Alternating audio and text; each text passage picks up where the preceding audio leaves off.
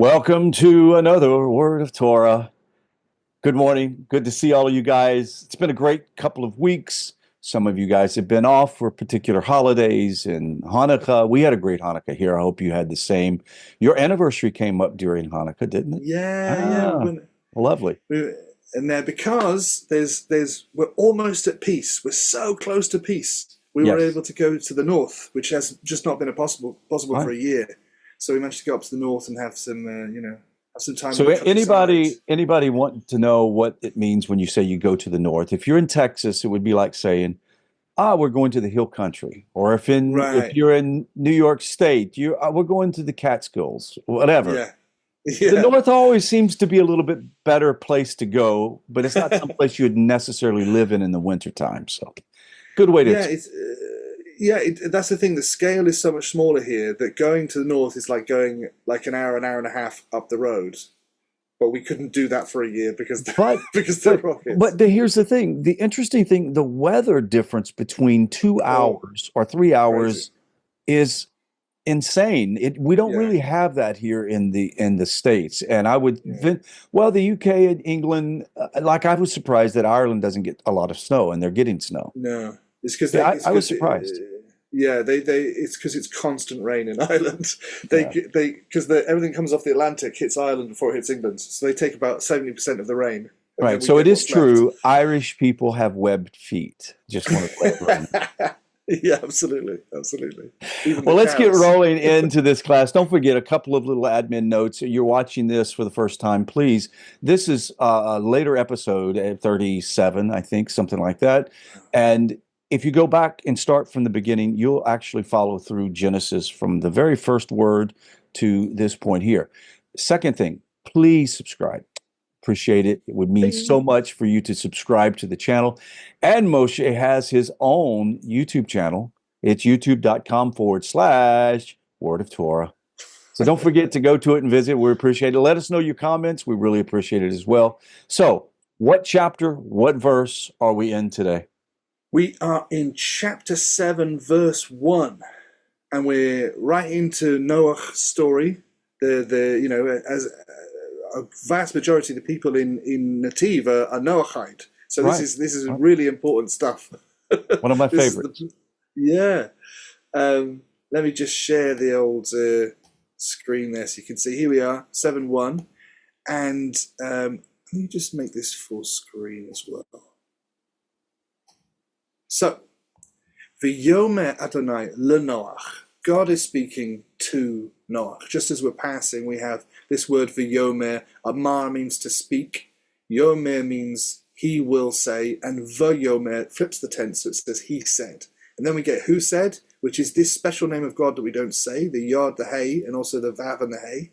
This is almost like we spoke before about how the Trinidadi student said, well, I wouldn't call my parent by their first name. How much more do I have to be careful about the name of God?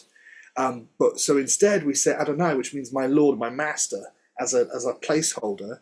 And so God is saying, Le Noach, to Noach, Bo, come, Ata, you, V'kal Beitcha, and all your house, El Hateva, to the ark. Ki, because Otcha, you in the passive. So we have Ata is you when you're doing something. In this case, you're coming to the ark. We have Otcha when I'm doing something to you. And what did God do to Noach in this? Ra'iti. Right. Ro'eh is to see, and anything with taf yod on the end in blue, that's I did it in the past. So God is saying, I saw you. Tzaddik, a righteous person, lifnai before me. Bador hazeh, in this generation. Now, I think we've had this discussion a couple of times in this Yes. series. What does it mean, righteous in this generation? Does that mean you wouldn't be righteous in another generation? Or does that mean you're righteous even though this generation is so corrupted? Still, you're a righteous person despite all of that. Yeah, I tend to default on the latter, even though there's commentary that give both perspectives. Absolutely. You Yeah. could learn from either one. Absolutely. If it's your righteous, despite being surrounded by rushes, by people who are not righteous, then that's really impressive. Right. Even if another generation you wouldn't be as righteous as them. But then even if you're righteous despite the generation, and you would be even righteous in another generation. There's something to be learned from that. So, but you and I, we tend to give the preferred version to Noah. Absolutely. We love him. We're crazy about him. And then the second verse, the first verse here was chapter 1. We do in English, but in Hebrew we use letters to denote numbers. So for the second verse of chapter 7, we use the bet exactly because the second letter of the alphabet. So so this is verse 2. Mikal habahema hatahora. Now I love this word tahor. Tahor is that which is spiritually clean. So it's like something which is spiritually unclean would be tameh. That's the opposite, and then spiritually clean is tahor. And these will probably be the animals which will end up being kosher animals. Things which chew the cud and have a cloven hoof. And so he's going to say we're going to take a different number of animals. We all know the song, the animals came in two by two, hurrah, hurrah. So that's what we're used to. But hurrah! But those are all the animals. We shouldn't quit our day job anyway. Yeah. Well, the Hanukkah album will be out next year. Rod and Moshe sing. But yeah, so all animals, there's at least 2, but the Tahora animals, the particularly pure ones, tikach l'cha sheva sheva, take for yourself 7 7. Ish for ish to, male and female, or man and wife. Not that the animals were, getting married that much back in the old days. But why should we need more of the clean animals? This is a really good lesson here about the understanding of Torah principles that existed before Sinai. Yeah, that's it. How do they know what's the difference between a clean and an unclean animal at this point? The law of Moses hadn't been delivered yet, or Moses, yes, had not been delivered yet. Yeah, absolutely. And we see little snippets of that elsewhere as well. Like there's a moment where just before the destruction of Sodom and Gomorrah, 3 messengers pass Abraham. Right. And he rushes to make some food for them. He calls to Sarah, can you make this and can you make that? And I'll make this and I'll send a boy to go get this.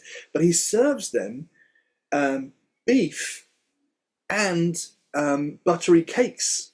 And you think, well, we can't eat milk and meat together. So does that mean that Abraham didn't keep kosher? And actually, the clever thing is, if you eat beef and you want to eat ice cream or cream or butter or whatever afterwards, you have to wait 6 hours. Right. But if you eat the butter first, it doesn't stay in your mouth. It doesn't stay caught between your teeth. So all you have to do is take a mouthful of bread or wash out your mouth, and then you can eat beef afterwards with no weight. And we also have to remember that he said to go kill the calf.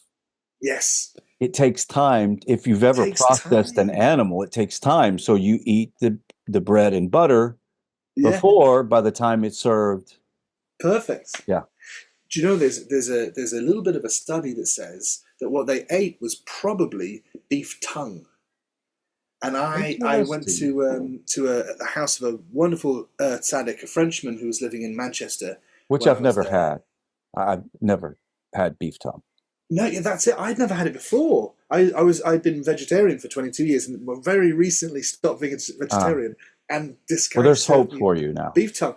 Well, yeah, but it really nearly went the other way because it looked like a tongue. It it was exactly what you would imagine eating a cow's tongue was like. That's why I haven't eaten it. yeah. But it's a delicacy. So that was at Sukkot because the first night of Sukkot is Abraham's day. So you welcome in a guest as if they were Abraham, and he wanted to serve what Abraham made with the guests. So back to the verse at hand. Mikala behema, from all the animals, the big animals, to hora that are clean, to kach lecha, take for yourself, sheva sheva, 7 7. The reason 7 is repeated is because it's 7 of the males and 7 of the females. So you've got 7 couples. And this allows him, after he comes out of the ark, to bring sacrifices to God. So this actually becomes a real indicator of someone who has a good relationship with God. That, Noah's going to come out of the ark. He's going to make sacrifices immediately. This person, Abraham, he arrives somewhere safely. He brings sacrifices. He gets a promise from God. He makes sacrifices. Jacob arrives in a new land. He makes sacrifices. All of these people, they immediately are grateful to God for what they've just gone through. They've Yes. survived a threat. They immediately say, I've made it this far because God has rescued me, because God has permitted me to keep living and to keep succeeding. And that's a really good thing to have in your heart. Yes. Every time I've been through something, just bring your attention back to God, reconnect with God, and be grateful. And sometimes King David HaMelech, is a little bit cheeky the other way, and he reminds God, listen, if I don't survive this, I can't keep praising you. That's a good hook. That's a so good hook. good. Let me tell you, this is one of the things that gets embedded within a person who follows the wisdom of Torah, whether you're Noahide or Yeah. Jew. And that Yeah. is you learn two basic elements about brachas, blessings. You give a bracha when you eat a Yeah. piece of candy, you eat a food. You also do a bracha after. Yes. So it's this idea as a constant mindset of whatever I'm doing, I am eternally grateful and Amen. appreciative to Hashem's kindness to me and goodness to me. And it's in everything. So without sounding too hyper religious, it is good to Yeah. constantly be in the mindset of, oh, thank you, Hashem, for this. Or Yeah. thank you, Hashem, for that. It's a Yeah. beautiful, beautiful thing. Absolutely. One of the longest blessings we have is one of the blessings, few blessings, which is directly commanded by the Bible, is the blessing after a meal with bread in it. Right. And it's very, very long, but we say it after. And Right. whereas other cultures say a long grace beforehand, and then they don't have any obligation to say anything after. So why is our long blessing afterwards? Because it's easy to be grateful when you're hungry. You've got to remember to be grateful once you're full again. Right. Especially if you want to be full often, So imagine the equivalent of sitting down at your mum's table and saying, beforehand, thank you so much for cooking. Yeah, great. But at the end of the meal, what do? Did you get up and run off and watch the TV? Of course or not. You say that was lovely. Thank you so much. Yeah, absolutely. You have to maintain that within your relationship. Right. And my mum always used to say, keep it with forgiveness as well. If you've done something wrong, she said, always keep a short tally with God. Oh, don't let that list get too long. Reconnect. That's good, solid motherly advice. It's good, isn't it? Yes, I like that. I don't want to have to repent for a lot because I might forget some stuff, and I'm going to drift. I'm going to keep on doing stuff wrong. And God forbid we'd wait for Yom Kippur to do that. Right, right, absolutely. So Sheva, Ish ve'ishto, 7, a male and his wife. Umin habahema, and from the big animals, asher lo tahara, that are not ritually pure, they are, shenayim ish ve'ishto, 2, male and his wife. So it's a big difference. You also threw in the word ritually pure. It's important to mean animals that are not pure does not mean that they're nasty animals. It's just they're not ritually, meaning for the purpose of consumption or offerings. Yeah, absolutely. There's a big misunderstanding because we can take this idea of ritually pure, which really means appropriate for something. Correct. It does it. Yeah. Yes, that's important. And there's two main areas where people get offended by this idea when the idea is applied to people as well. Like, for example, with menstrual periods, there's this idea that a woman goes through a period of being tameh. She and people say, oh, she's not pure anymore. People say she's not clean anymore. No. It's not the issue. Because at the end of that period, she has to go into the mikveh. And when she goes into the mikveh, she comes out ritually pure, right? She comes out tahora, right? Right. But she didn't go in dirty. Correct. She's not going in that ritual bath to wash off any muck or grime or whatever. No. Right. She's been through an experience. In effect, she's been very slightly traumatized by what she's gone through. This is especially applicable to someone who's trying to get pregnant and it's just not happening. It can be so heartbreaking. And so what you say is, listen, while she's going through this, you say to the husband, don't touch her. Let her go through what she's going through. Support her with your words. Support her with your love. buy her flowers, think about her, put her in the front of your mind. Don't try and take sexual gratification from her while she's going through this thing. Let her be a person, and then afterwards, when she's taken a moment, she's gone to the mikveh, she's reconnected with who she is, then you can regain your relationship. And you speak to a lot of couples who are what is called Shoma Nagia, who they keep that practice. They have very strong emotional relationships with each other because they remember to elevate that aspect. And so when it says, oh well, who can say this bracha? Who can say, sometimes there's a thing that only a Jew can do. Right. And so sometimes people who are not a Jew are offended by that. And they go, well, why can't I do it? And you go, well, actually, you probably can, but you can't do it on behalf of someone who's obliged. This was the best way it was ever explained to me. I said to a friend of mine who is a great mind, he's a Yemenite Jew living in Bristol, wonderful, wonderful man. And I said, why is it that we have men in a quorum and not women in the quorum? So we have women in the synagogue, but they don't take the number of the 10. And he said, because the woman is so spiritual and elevated and close to God. She can pray to God, she can read out the Torah, she can do all the things that I can do. I have to do it. I have to do it to get close to God. So if somebody who is also similarly obliged to do this in order to get close to God, they take my position, they're doing it for me, or if I might do it for them, that's fine. But if somebody who's not obliged does it, they're going above and beyond their obligations, and I haven't even met my obligation. Right. So first I have to meet my obligation, and then they can go above and beyond. But if they take my place at the Torah, and I haven't even met my obligation, that's not really fair. Right. So it's an interesting one. And the other one I realized as well is that the women, in small communities are so present in all the synagogues I went to in small communities, that if they could make the minyan as well, the men wouldn't come. Exactly.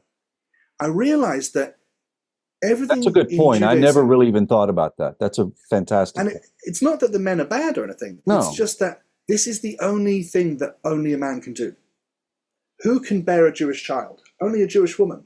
It doesn't matter whether her husband is Jewish or not. Her kid is still Jewish. But if a man has a child with a woman who's not Jewish, his kid isn't Jewish. So only a Jewish woman can bring a Jewish child in the world. Who can make a Jewish home? Who can make a kosher kitchen? Who can make all of these different things? Really only a woman. The only thing that you need a man for is to read from the Torah. So if someone could do that from him as well, he would have no responsibility. Here's a very important lesson for the B'nai Noach. Okay, very, very important lesson.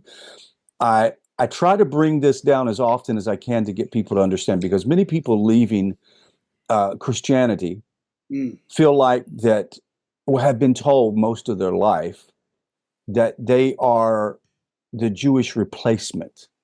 Right? That we have become like the Jews. Okay. But the point is holiness requires distinction. Distinction is in every category. The high priest has a distinction that the rest of the Jews don't have. Absolutely. Jews have distinction in their holiness that the non-Jew or the B'nai Noach does not have. But we also have the Noahide has their distinction. And we all do it on behalf of another. Absolutely. And that's the point. It's about, we all have our holiness in our distinction. That's important to know that. Absolutely. And it's not that there's a hierarchy and the high priest at the top. The high priest, there's some things he can't do that I can do, and there's some things that he can do and I can't do. Vice versa, it's the same with the Noahide. Absolutely. And there's something which is very important to that a Noahide does that can't be done by a Jew. That if a Noahide counted in a Jewish minyan, a Jewish quorum of prayers, then they would come in and replace the Jew. Correct. But if they don't come, they can start a quorum amongst themselves. Correct. And so if the Noahide has the obligation to bring more people to know the oneness of God, then they increase the holiness. Right. But if they're saying, I want to do the job of a Jew, they haven't increased holiness at all. Right. They've just taken his seat. Right. So a Noahide, not only is it incredibly important, people don't realize how important it is. Absolutely. In the world to come, everyone has to become Noahides. And if you're a Noahide now, you are at the forefront of the absolutely transformational change, which is going to change the whole world. Right. The Jews are doing what the Jews have been doing for 3,500 to 5,500 years, Right. and they're going to keep doing that, and it won't really change that much. Whereas the Noahide, that's the revolution. That's the thing that's going to bring world peace. It is universal knowledge of interesting God. that you mentioned the minion. Yes. How important the minion is. The one advantage that the Noahide has is they can pray anywhere at any time with no restrictions, no boundaries on it. And the reason why is we are to be the refractor the refractor of light from Jews and from Judaism and from the wisdom of Torah. So we can pray in the mall, we can pray in the store, we can pray anywhere we want. Now, obviously, Jews can do the same thing, but to have an official time of prayer and presentation before the King of the universe, you have to have a minion. Yeah. Yes. And yes. And going around and elevating everywhere and everything to God. That's our responsibility. With no restriction. Absolutely. Yeah. And every time you do it, it's extra brownie points because you don't have to. You're doing it out of sheer love of God. And you're adding to the merit of the world. Absolutely. Yeah. And the world will respond to that. By the way, shameless plug for Noahides. Anyway, go ahead. Yeah. Well, I love them. It just they are the absolute people who are going to save everything. It's so exciting to see. Sorry for the quick downtrodden rabbit hole. Yeah. Absolutely. But so let's go to verse 3 of chapter 7, which is Gimel, third letter of the alphabet. Gam also me'of hashemayim, from the flying things of the heaven. Shiva, Zakar and Keva, 7, male and female. And this is interesting because we do have Tahora birds and Tamei birds. We have ritually appropriate birds and not ritually appropriate birds. So here it's 7 of both. Interesting. It is. And it tells us why as well. L'chayot zera, to live. Zera is seed. Al pnei kol haaretz, on the face of all the earth. So it's not just luggage on the boats. Right. They have this most important of tasks, which is to live. And it's interesting. Birds carry seed. Not only their seeds, but seeds of plants, and also they carry eggs of frogs and fish. Right. People don't realize that. No, I didn't realize that. Now you say that, I think, it could actually be literally about spreading. That's exactly it. That's exactly it. Fantastic. So maybe that's why they're not limited to just the clean birds that are 7, and then unclean birds are 2. So listen to Torah, word of Torah, because you'll learn things you won't learn anywhere else. Absolutely. Dalet, the fourth letter of the alphabet, fourth verse of chapter 7. Ki leyamim od sheva, because for the days until 7. So another week, in another week's time, Anochi, God is saying, I. Now you might know the word ani. Ani means I as well, but Anochi is just the big, grand title which God often uses for I. The big, powerful I. The big I. Mamtir al haaretz. Now, matar mem tet reish, that's to rain. This is actually has a little hidden hey that you can't see and a yod. This makes it causative. So to cause rain. I will cause rain al haaretz, on the earth. Arba'im yom, 40 days. So Arba is 4. Arba Esrei is 14, because Arba 4, Esra 10, 14. Arba'im is 40, because it's like saying fours. How many? 10 fours. Arba and Me'ot is 400. So this is 40 Arba'im Yom, for Arba'im Laila, and 40 nights, which, everyone has probably read this story in English, or it's 40 days and 40 nights. You go, yeah, I know that bit. That it resonates. So it's interesting to see it in Hebrew. Arba'im Yom v'Arba'im Laila, 40 days and 40 nights.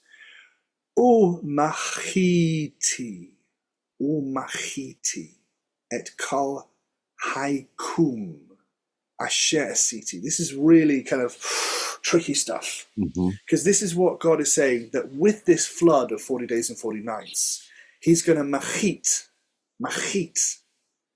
et kol haikum. Now this is a strange way to figure out what it is, but basically kum means to rise, right? Something which rose. Kim, same word but more intense, means to establish. And haikum is kind of like the everything which has been established. It's like saying destroy, or let's slip the word in there. I'm going to do something to everything, kal haikum, all that was established, asher asiti, that I made. Asa ayin sin hey means to make, asiti means I made. Me'al, from on, Panei ha'adamah, the face of the earth. So I want to just zoom in on that word here, machiti. Let's get it in the Sefaria.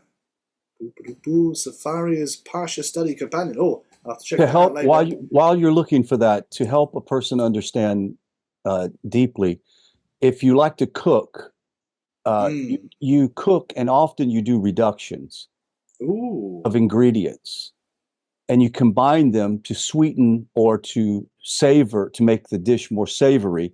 You reduce it to expand its effectiveness and flavor. So in essence, Hashem is saying, I take all of this, compress it down. There's going to be a cleansing out or a reduction to bring about a fruitful new life. It's an incredible idea. And this word macha is to wipe out, and to blot out and to obliterate. And this is really difficult, because absolutely, I totally get with your analogy, your cooking analogy, because it's really important, because you can't just stick any old stuff in there. It's all art is about editing, It is. So you want to put in the flavors work together, and not the flavors don't work together. You want to you take the big block of marble and cut away the stuff which isn't making it beautiful. You want to paint, you want to know when to stop painting. Right. You can't keep going forever. But it feels flippant to say that about human life. It does. And the reason is because we're good people, and we don't like the idea of loss of life. It pains us. Right. But I wanna raise two ideas which I think are important from this angle. One, from God's perspective, death isn't what it is from our perspective.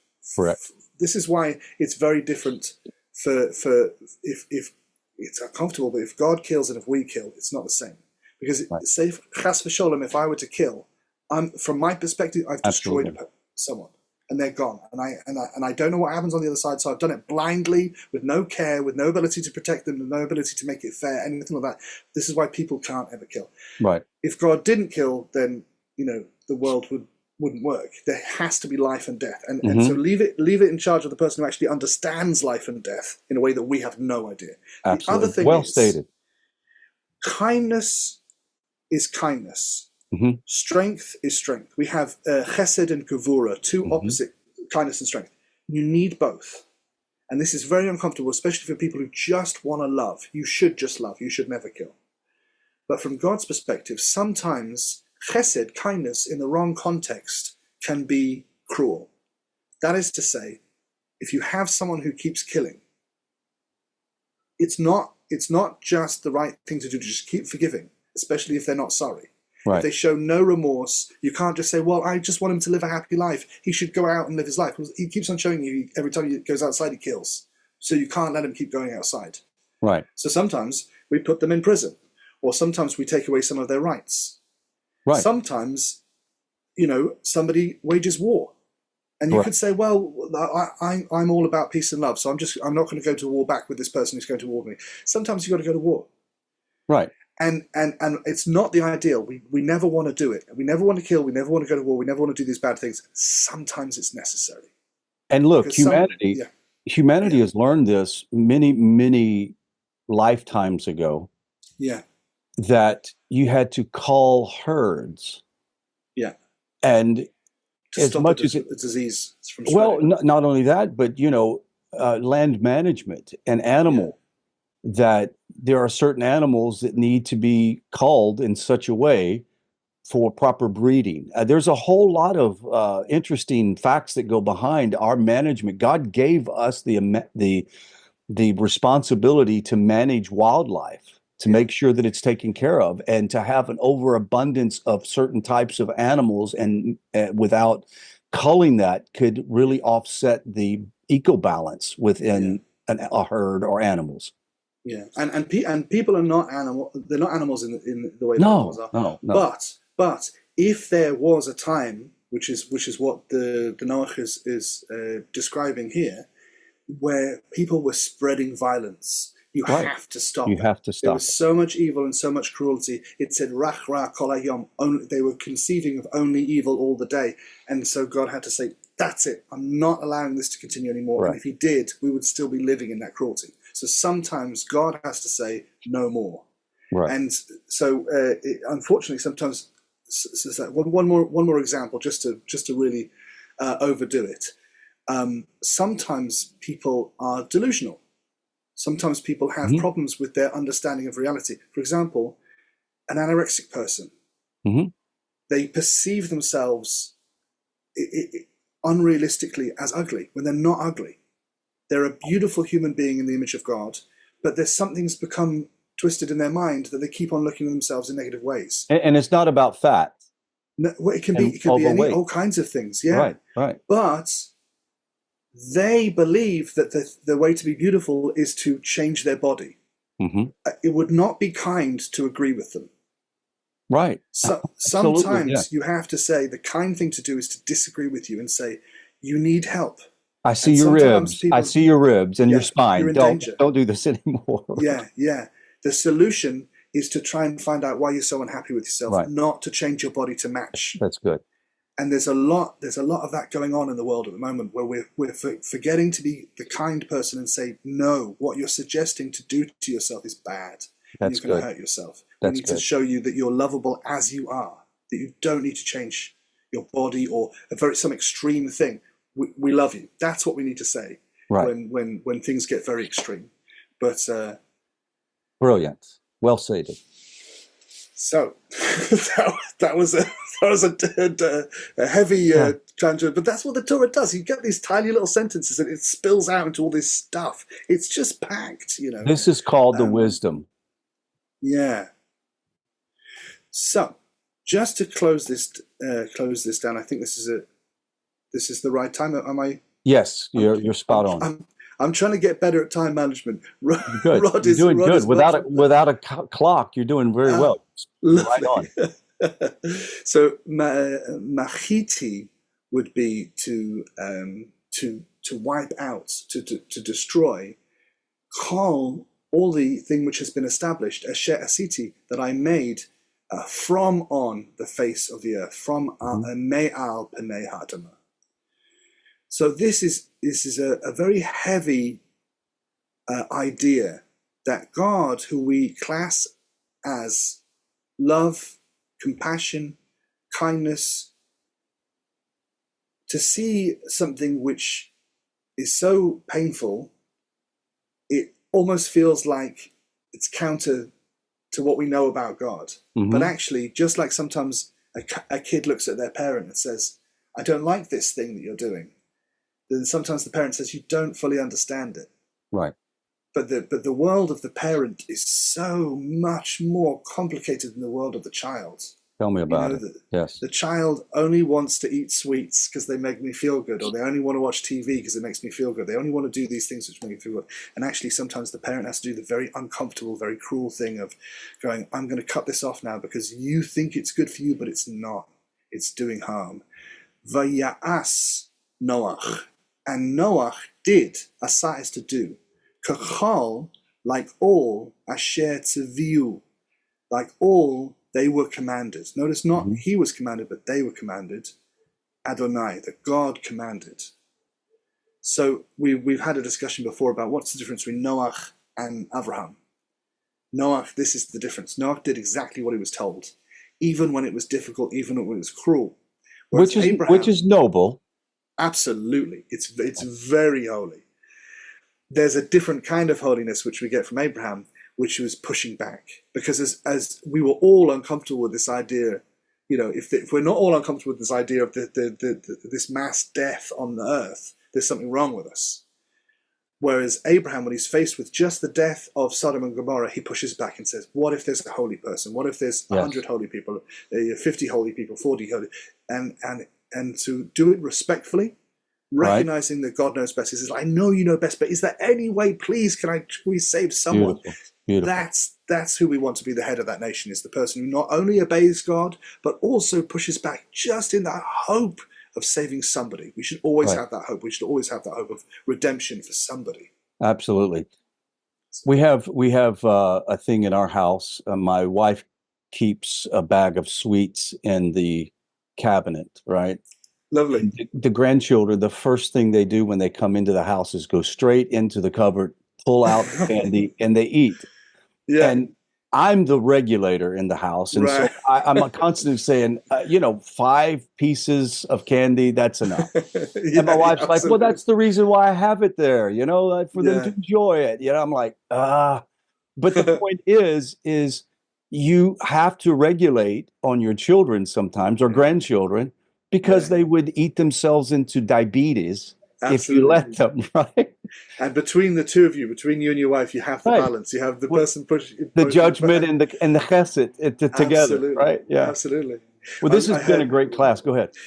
Oh, I just heard a wonderful piece of advice for new parents the other day, where somebody said, "Work hard to raise your children, and then you'll get to enjoy your grandchildren." Absolutely. But if you don't work hard with your children, you'll work hard with your grandchildren. Absolutely. So it sounds like whenever I hear about the relationship yourself and your wife have with your grandchildren, it sounds like you did all the good work with your children. No truer words have been spoken. Enjoy the grandkids. Yeah. And look, your children often lament by the fact that you allow them to get away with things that they weren't allowed to get away with. And the other day, I went out and I noticed we have a privacy screen on our fence. Oh, yeah. For swimming, right? We don't want neighbors to be able to look through our fence. Yeah. But I noticed this piece, there's 2 things where it looked like it had been burnt on the privacy screen. Oh. And I'm thinking, how in the world, what is that? And then 3 or 4 days later, after the grandchildren visited, it looked bigger. And then I saw a lighter, a little torch laying on the ground. And I realized, somebody's out here trying to light this thing. One of my grandchildren. Wow. Right? And I immediately was like, I'm calling their father. I'm telling them, blah, blah, blah, blah, blah. My wife's like, no, it's all right. Just make sure he doesn't have access to any of those things. And I'm like, no, he needs to be told. And so she's like, you tell the grandson, don't tell the parents. And I'm thinking, my goodness, that's a grandma. Yeah. But you're having a court of justice. Right. What is the right way to handle this? There's something needs fixing. How are we going to do it that's best for the kids? Right. And hence is the idea of Elohim. There is a holy court. Right. And Hashem has both of those characteristics combined in a beautiful way into one. And that's why we only worship one true God, creator of the universe. Absolutely. And why the Noahide laws include courts of law to emulate the goodness of Hashem. Brilliant. This has been a wonderful Noahide course today. In Parshat Noah. But we'll continue on in next week's class, and this is going to be a phenomenal instruction. So, guys, don't forget to subscribe. We'd appreciate it. And hit the alert button. So every time we have a new class, bing, bing, you'll get alert. And Moshe has his own YouTube channel. It is youtube.com/ how do you do that? / Word of Torah. And also you can email Moshe with all of your hard questions at mosheteaches@gmail.com. mosheteaches@gmail.com. Did I say that right? Yes, and I'm going to just quickly put it on the screen because I made a graphic. Good. If you're going to make a graphic, you've got to put the graphic on. You want to show off all of your artsy fartsy work. Oh, okay. Up. Yeah. There we go. Oh, and buymecoffee.com. I like. Oh yeah, I just have that up for because it's hard to send money from different places to Israel. It is. So I've got to be on top of it. And for a price for of the coffee, students. you could reward Moshe for his great teaching. Moshe, I really appreciate your time that you take each week. I enjoy it. I get more out of it than probably anyone because I get a direct conversation with you, who is a very capable teacher. I really appreciate your It's dedication. completely mutual. I'm loving it. Thank you so much for having me. Hey guys, shalom till next week. Shalom, shalom. Bye.